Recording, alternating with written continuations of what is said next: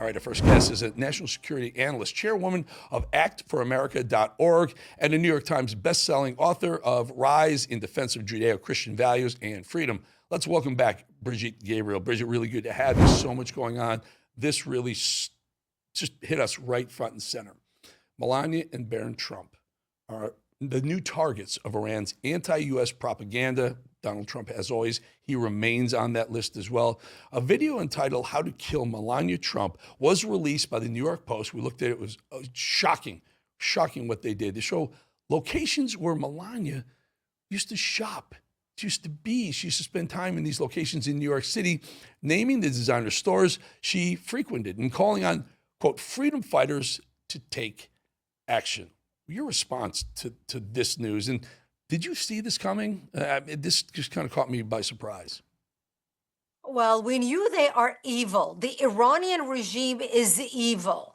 And we know that they have been sending their infiltrators to our country for decades, not just the last 5 years since Trump became president, but for decades. Iran has been planning and sending its agents into the United States, establishing infrastructure, whether it's through Hezbollah. Remember, a lot of these street vendors you see in New York selling the Louis Vuitton, whatever, baggage and purse and all these these are all owned by Hezbollah operatives. They sell these products on the street. They raise money to send it to fund terrorism in Lebanon and across the world. That's how Hezbollah funds its operations. They do it through selling cigarettes in North Carolina, designer bags on the streets of New York, etc. So they have their agents on the ground, and they have been planning and plotting to kill anybody who opposes them. This is why they have been able to accumulate such details about where the first lady shops, her son, where they go, how they move. Look at the plans that they put out about Ivanka Trump, her home. They had details of the construction of her home, every room, the bedroom, the bathroom, the living room, etc. This is very scary because we are dealing with a very sophisticated enemy that we underestimated for years, obviously under President Obama. But now we have to be careful and we have to be very vigilant and work with our FBI to make sure that the president is safe. And not just the president and his family. You know, Iran targeted many other people, like former Secretary of State Pompeo. They have a lot of people on their list that they are going after. Brigitte, Benny, A8, look at this picture of Trump, the billboard that, by the way, they're all around Tehran of him in a coffin. And you expect that. They hate him. They've got massive Trump derangement. They just can't stand everything he stands for. He's bombing the hell out of their country. We get that. But when you make the jump, the video actually entices they call global freedom fighters to assassinate Melania, even suggests using nerve gas on clothing the First Lady might purchase. They're giving ways to get to the First Lady. I'm very confident in our U.S. Secret Service, but still, when did the families become involved?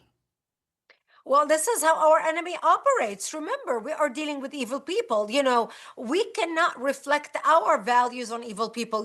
In our civilized world, we say, okay, you can talk about the politician, you can hate the politician, you can target the politician. Leave the children out of it. I mean, look, in the years of President Obama being president in the United States, no matter how much people disagreed with him, on the extreme rights, nobody would ever think about killing his children or attacking his children or going after his children. Everybody understood the rules, but these are not the rules that our enemy is playing by.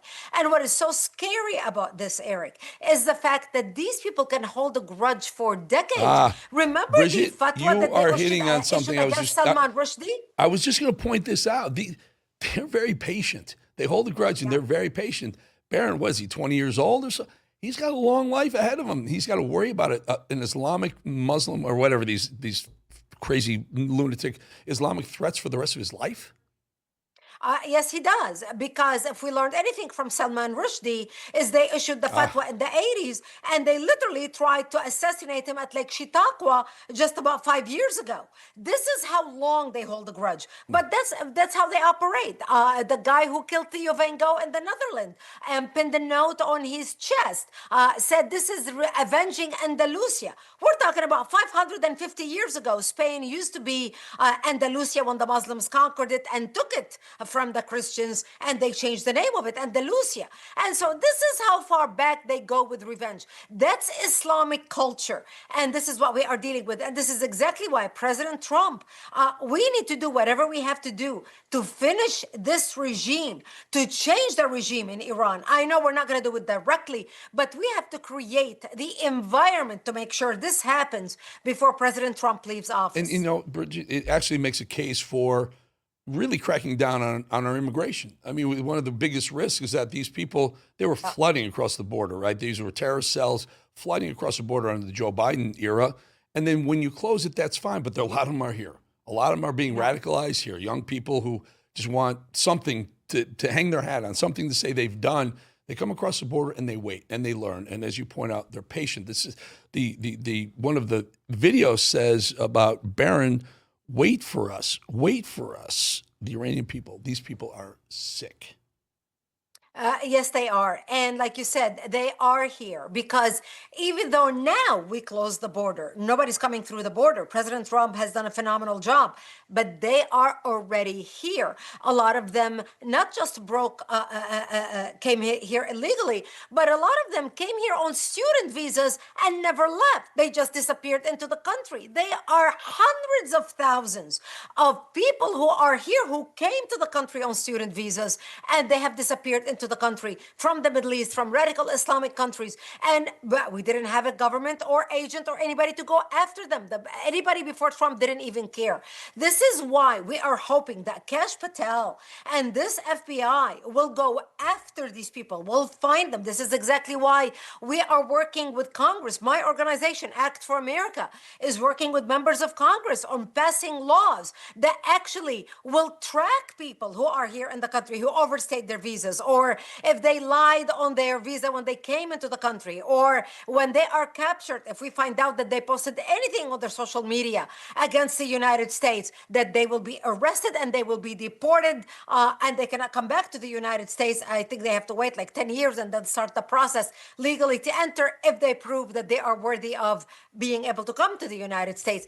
This is why we, the American public, need to understand the enemy that we are dealing with and need to stand behind this president who is doing everything he can to secure the country. We're talking about securing the country and securing our people. You may not agree with President Trump on every single thing he does. You may not like his personality. You may not like the way he has to talk all the time about this, that, and the other, the way you don't do it, or he does it differently. But what we have to agree on is securing the United States and its people for generations to come, because personalities come and go, but policies stay. And this is why we need to make sure we have policies in the United States and bills introduced in Congress that will protect the nation. I got 30 seconds for you because I want to point this out. President Trump has instructed his military, his advisors, if he is assassinated, he's saying, unleash hell on the Iranian people. What do you think that looks like? About 30 seconds. Unleash Hell will be using whatever at our disposal, whether destroying the country completely or literally if we have to use a nuclear weapon. I don't think it'll get to that, but I know he will make sure that Iran is destroyed if they come after him. I only feel sorry for the Iranian people who are paying the price for this rotten leadership that they have, whether it's the IRGC or it's the dead mullah, maybe decapitated mullah. We don't even know how good he is still put together, this mullah that they have, but we know that the IRGC is in charge. And until we destroy them, the Iranian people will suffer, the rest of the world will suffer from Iranian terrorism. Brigitte, always good to have you on. Brigitte Gabriel, chairwoman of actforamerica.org, author of Rise. Thank you. We'll get you back on again soon. Thank you. Thank you.